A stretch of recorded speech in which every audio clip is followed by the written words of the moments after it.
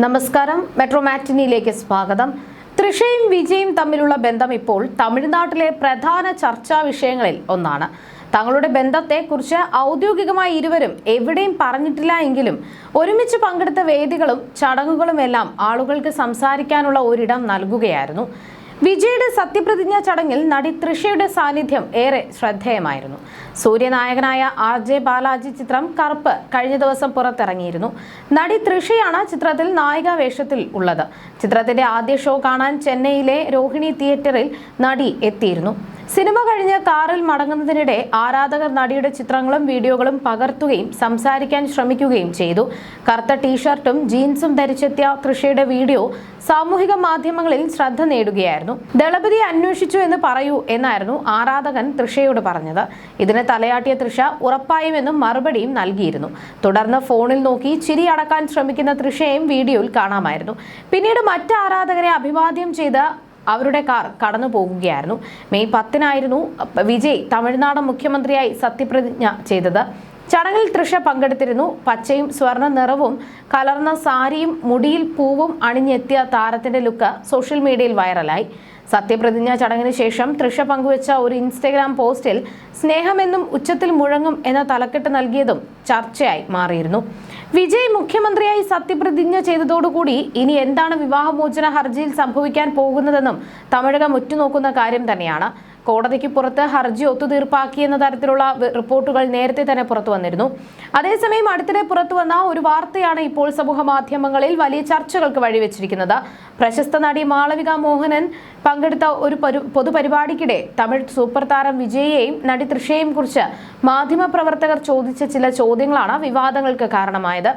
ഈ ചോദ്യങ്ങളോട് മാളവിക പ്രതികരിച്ച രീതിയും തുടർന്ന് താരം സോഷ്യൽ മീഡിയയിൽ പങ്കുവച്ച കുറിപ്പും ആരാധകരുടെ ശ്രദ്ധ പിടിച്ചുപറ്റിയിരുന്നു. ഒരു പൊതുപരിപാടിക്കിടെ മാധ്യമങ്ങളുമായി സംസാരിക്കവെയാണ് വിജയെയും തൃഷയെയും അടുത്തിടെ ഒരുമിച്ച് കണ്ടതിനെ കുറിച്ച് മാളവികയോട് ചോദ്യം ഉയർന്നത്. തികച്ചും വ്യക്തിപരമായ കാര്യങ്ങളെക്കുറിച്ചുള്ള ഈ ചോദ്യം കേട്ടയുടൻ താരം അസ്വസ്ഥത പ്രകടിപ്പിച്ചു. നിങ്ങൾ എന്നോട് എന്തൊക്കെ ചോദ്യങ്ങളാണ് ഈ ചോദിക്കുന്നത് എന്നായിരുന്നു മാളവികയുടെ പെട്ടെന്നുള്ള മറുപടി. അനാവശ്യമായ ഗോസിപ്പുകളിലേക്ക് തന്നെ വലിച്ചിഴയ്ക്കാനുള്ള ശ്രമത്തെ താരം അപ്പോൾ തന്നെ തടയുകയായിരുന്നു. ഈ വീഡിയോ ദൃശ്യങ്ങൾ വളരെ വേഗത്തിലാണ് ഇന്റർനെറ്റിൽ പ്രചരിച്ചത്. വളരെ പക്വതയോടെയും ധൈര്യത്തോടെയും ഈ സാഹചര്യത്തെ കൈകാര്യം ചെയ്ത മാളവികയെ പ്രശംസിച്ച് നിരവധി ആരാധകർ രംഗത്തെത്തുകയും ചെയ്തു. എന്നാൽ ഈ സംഭവത്തിന് പിന്നാലെ തന്റെ നിലപാട് കൂടുതൽ വ്യക്തമാക്കിക്കൊണ്ട് മാളവിക എക്സ് പ്ലാറ്റ്ഫോമിൽ ഒരു കുറിപ്പ് പങ്കുവച്ചു. തമിഴ്നാട്ടിലെ മാധ്യമപ്രവർത്തകരോടും മാധ്യമങ്ങളോടും തനിക്ക് എപ്പോഴും വലിയ ബഹുമാനമുള്ളതെന്ന് താരം വ്യക്തമാക്കി. എന്നാൽ കഴിഞ്ഞ ദിവസം നടന്ന പരിപാടിക്കിടെ ചിലർ തികച്ചും അനാവശ്യവും തരം താണതുമായ ചോദ്യങ്ങൾ ആവർത്തിച്ചു ചോദിച്ചതായും വാർത്തകൾ സെൻസേഷണൽ ആക്കാൻ വേണ്ടിയായിരുന്നു ഇതെന്നും മാളവിക കുറ്റപ്പെടുത്തി. മാധ്യമപ്രവർത്തനം അതിരു കടക്കുന്നതിലുള്ള തന്റെ വിയോജിപ്പ് താരം ഈ കുറിപ്പിലൂടെ പരസ്യമായി പ്രകടിപ്പിച്ചു.